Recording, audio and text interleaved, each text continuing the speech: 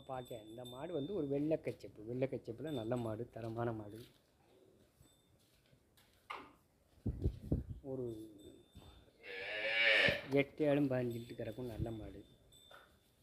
பார்க்கணும், இப்படி ஒரு 10 மாட்டை பார்த்தா தான் நமக்கு ஒரு ஐடியா கிடைக்கும் எப்படி மாடு வளர்க்குது அப்படிங்கிற ஒரு கணக்கு வரும். நல்ல மாடு, தரமான மாடு. கொம்பு இத்தினி போல் இருக்குது, மோளை இல்லை, நல்ல மாடு.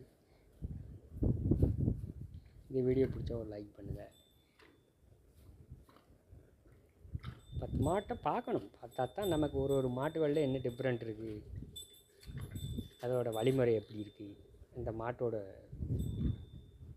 கலர் எப்படி இருக்குது, இந்த மாட்டோட தோல் எப்படி இருக்குது, அதெல்லாம் நம்ம பார்க்கணும்.